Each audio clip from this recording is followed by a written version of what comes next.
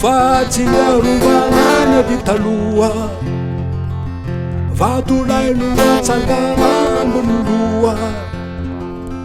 mijoro ary miandrano lanitra raha ho tantely mba ho manitra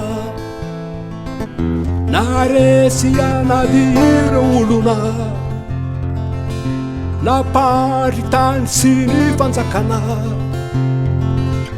najoro ny vatola ho masina ho tadidin'ireo taranaka vizana veala tadidio ny ady tsy ho vitanio fa mbola misy fonany hoany raha mbola tany any tany vizana veala tadidio ny ady tsy ho vitanio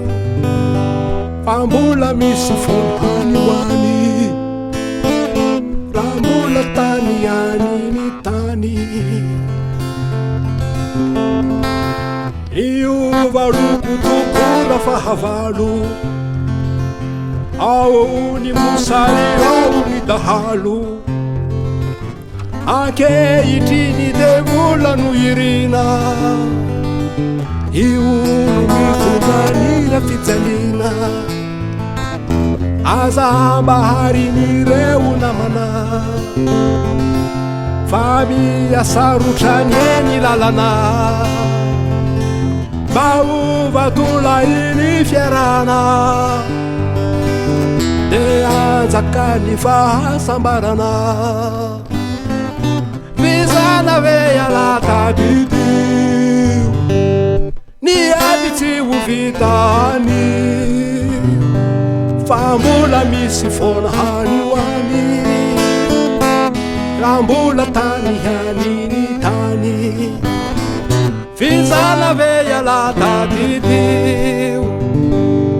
ny ady tsy ho vitanio fa mbola misy fonany hoany raha mbola tany any ny tany